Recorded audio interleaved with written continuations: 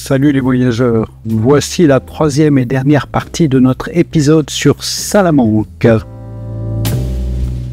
Tu découvriras à la fin de cet épisode pourquoi j'ai décidé dorénavant de découper tout épisode de plus de 10 minutes en plusieurs morceaux. Ce sera pour la fin.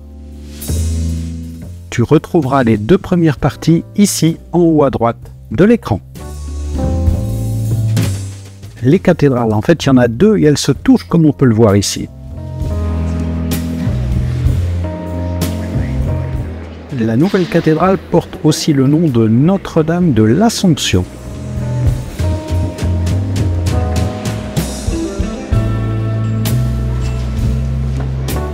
Construite entre le XVIe et le XVIIIe siècle, c'est un mélange de gothique et de baroque tout particulièrement pour sa coupole.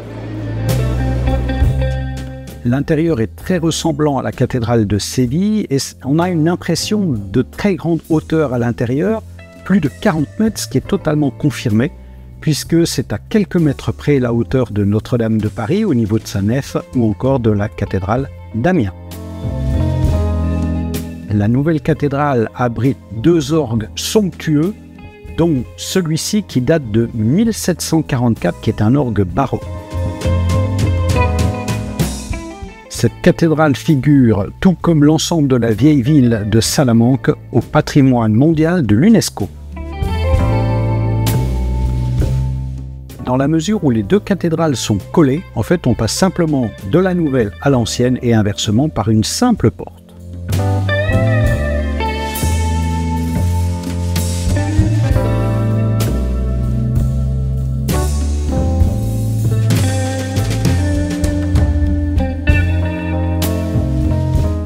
Et on arrive ici dans un style très dépouillé roman. Cette ancienne cathédrale date de la fin du XIIe siècle.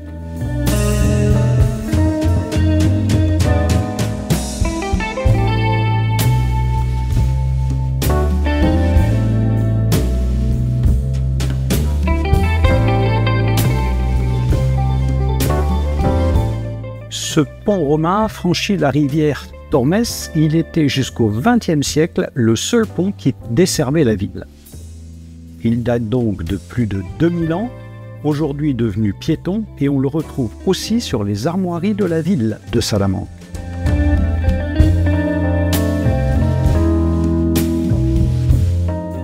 Globalement, en se promenant le nez en l'air dans la ville de Salamanque, on en prend plein la vue.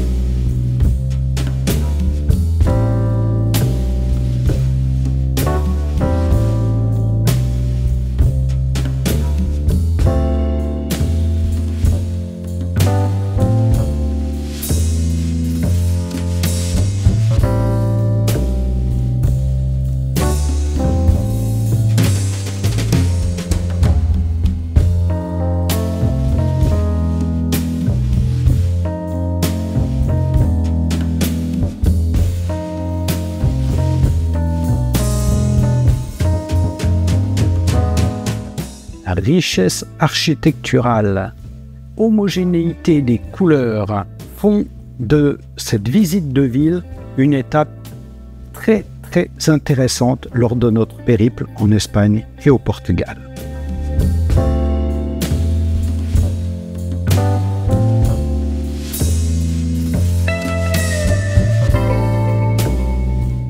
Dans le prochain épisode, nous changerons totalement de décor puisque nous rejoindrons la côte atlantique au Portugal, juste à côté de la ville de Mira.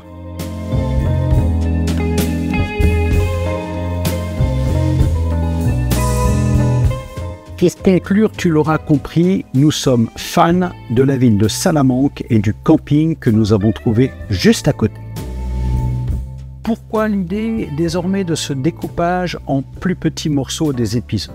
Simplement parce que vu les sujets qui sont traités, ça va rarement tomber au moment où ça peut totalement t'intéresser. Par exemple ici la ville de Salamanque, c'est pas forcément juste maintenant que tu as besoin de voir un petit peu comment on s'y est pris pour y aller.